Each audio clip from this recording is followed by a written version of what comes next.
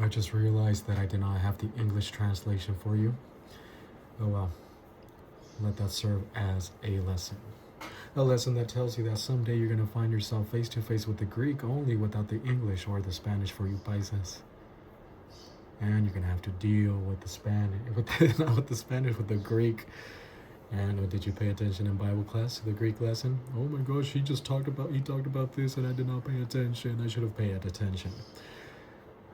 You will find yourself someday face to face with the Greek word and you're going to want to know what it means or how it functions.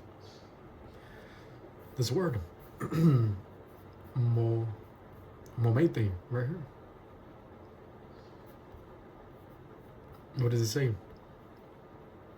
Putting not one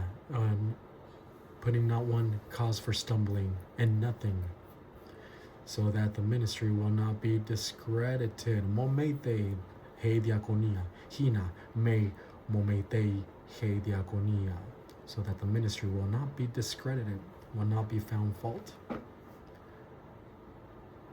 And so, this is us as people having the royal commission, being priests and ambassadors. You do not put one cause for stumbling in anything. Well, where does this apply? This applies to us in verse 21. In verse 20. Moimete. Do not put any cause for stumbling in the handling of finances, so that it will not be discredited, so that no one will find fault in it. Okay, so again, purpose clause, may plus the subjunctive. May and the subjunctive often go together. Yes, almost all the time they go together. May mo may say that. I'm going to translate this very literal. But first, we have the indefinite pronoun of this. Anyone. So that no one, it becomes no one. So indefinite, even though it's indefinite, it becomes definite in the sense that there are those that will be looking. Those people that will nitpick, perhaps. Carnal people, reversionists, people that are trying to cause division, or whatever it is. That here, these people fall into the indefinite category, which becomes definite. So that no one will find fault. And how do you translate a negative purpose clause better? Lest. We don't use that word anymore. It's a wonderful word. In order that no one will find fault. How about you just use lest? Lest anyone find fault. Okay. So now, this is an aorist active subjunctive. And the aorist tense is constitutive for any time that anyone finds a fault or tries to find a fault. Active voice, it's any person that's trying to find a fault or just finds himself at the right place at the right time, or wrong place at the wrong time. It can either be the giver, the receiver, the handler, any person. And the subjunctive mood is functions with here with may to form a negative purpose clause. We do not need hina in order that. All we simply need is the subjunctive. Excuse me. So, lest someone find. So again, someone find fault. And then hemas, here is the personal pronoun of ego. First person plural. It refers to Paul and his team. Lest someone find fault with us. Lest anyone find fault with us. Okay, and then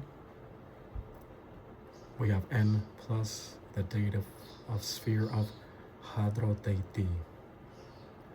And this word is a hapax legomena. It appears once in the Word of God, but it comes from hadros in classical Greek. Hadros. So what does hadrote mean? What does hadros mean? Hadros. Well, it means, hadros means thick, bulky, sturdy. It was used with reference to things, and so that means large, full, or solid. With reference to people, well grown or strong. With reference to crops, fully ripe fully grown. So hadroteiti here, we're going to translate it, this abundance. No, yes, it can mean abundance, this heaviness. And we're going to say this heavy amount. In the sphere of this amount, because we have here the demonstrative adjective. Now see, it comes into handy me explaining the difference between a demonstrative pronoun and a demonstrative adjective. Demonstrative pronoun over here does not modify any noun, it just functions as the accusative here, direct object. But the demonstrative adjective here is modifying the main noun. This, the heavy amount, this one, this heavy amount. So we are taking precautions in this, lest someone find fault in this heavy amount. And then there's an articular participle of diakoneo. This is the article. This is the participle of diakoneo. The article agrees with the case, gender, and number of hadroteiti tautei, meaning that it points back to this heavy amount, which we're going to translate it for now as a relative pronoun. It agrees with this in the sphere of this heavy amount, which is diakoneo, present passive participle of diakoneo. Diakoneo means to serve, to minister, to handle, to administer here, which is administered. The present tense is a descriptive present. It describes the function of Paul and his team in dealing with this money. The passive voice, the heavy amount receives the action of the main verb. The action of the verb, rather. The heavy amount administered. We can translate it like that to make it better English. Administered. And the participle is articular. We see the article here pointing back to this noun. And then, so administered, this heavy amount, administered, and then a hupo plus the genitive of agency of ego, heimon. Hupo plus the accusative would be under. Hupo plus the genitive is agency. And we also have a permission to use the agency because there's a passive right here. So this administered by us. Who administers it? Paul and his team. To make this a little bit better English, we're going to say, lest someone find fault in the handling of this heavy amount by us. Does that sound better? Or do you want the literal? Lest someone find fault in the sphere of this heavy amount which is handled by us. Now we have a translation. We are taking precautions in this, lest someone find fault with us in the handling of this heavy amount by us. At the end, no, you don't like that? And the admin, okay. We are taking precautions in this, lest someone find fault in the handling or in the administering of this heavy amount by us. There we go. Much better. Okay. Now we can, there's a principle right here, by the way. Those who handle money in the local churches must prepare themselves and the process so that whenever the time arrives to handle money, they can avoid making mistakes or any criticism by others. The word stelomenon, and up ahead the verb pronoeo in verse 21 imply these things. That's why we need to know the Greek, so that we can see how preparing things in advance is implied here in these verbs. Things cannot be done sloppy. A lot of people, before they were Christians, they were used to doing things sloppy, and they got away with it. You got away with doing things sloppy, with doing things half-ass, and whatever it is. But now we're doing things for the glory of the Lord, as we see here. And because you are doing things for the glory of the Lord, you make sure that you do things as unto Him, and they must be done correctly. You must prepare in advance, especially here with money. There are people watching. People are going to be watching you always, not just with money. Just because you are a spiritual believer and one who's advancing all the way to super grace, you will be watched in everything by people. Some days you're going to hate it, some days you're going to like it. But whatever it is, you are doing things for the glory of the Lord. So, in the handling of money, there must be done preparation in advance. You must know the process so that everything can be done smoothly, correctly, and avoid criticism or any confusion. The handling of money is always something that causes division in the churches. It causes division in marriages. It causes division amongst friends. And so, when it comes to doing things for the Lord, of course, you must do these things more correctly. Now we can move on to verse 21. It mentions the principle, whereas verse 20 applied that principle. In the NIV, verse 21 says, "For we are taking pains to do what is right, not only in the eyes of the Lord, but also in the eyes of man." Okay, verse 21. Pronoeo, the word I told you about. Taking pains is the way the NIV translated it. So, first of all, the postpositive gar. I'm going to go and translate it causal. Because we are taking pains. So, we are taking precautions. Why? Because we are careful. We are thinking in advance. Pronoeo. Again, it's a compound word. Pro plus noeo. Pro means before. Noeo means to think. So to think in advance. This is from which we get the word, the Latin equivalent is provideo. Provide. Pro means before. Video or video means to see. And so you see in advance, and so you provide. Providence. But here it applies to believers. To think in advance, to be careful about something. Being careful about something does not mean you're sinning.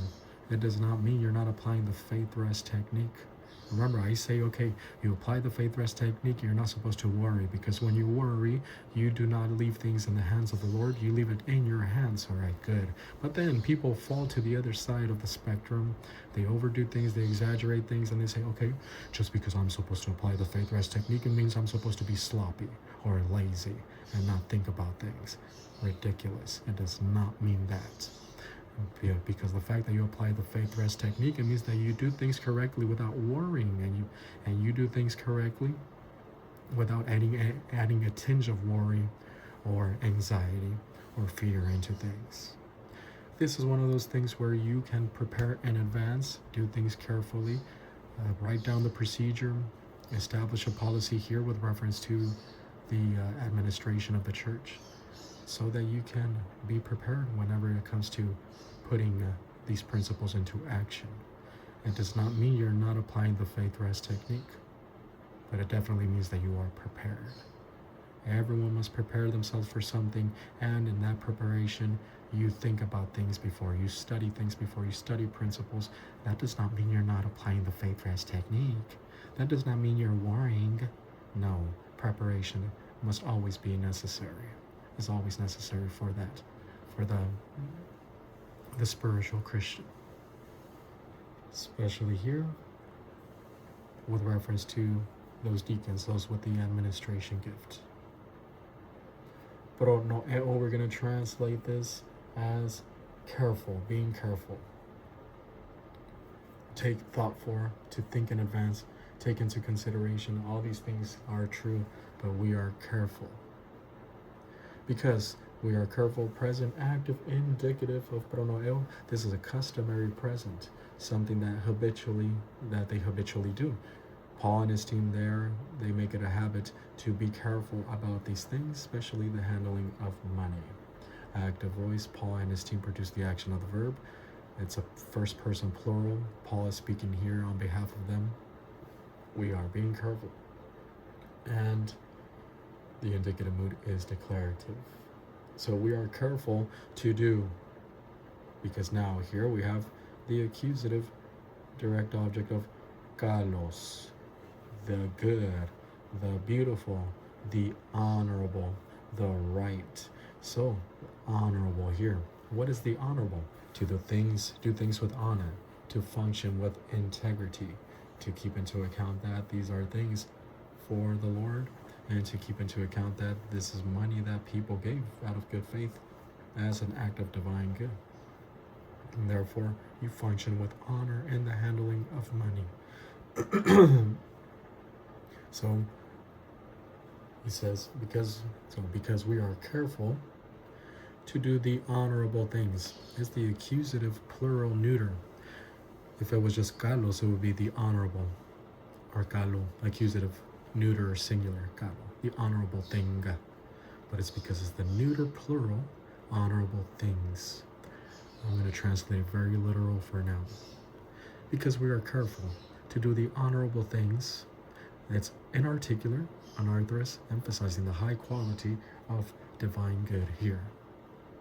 Honorable things with reference to finances.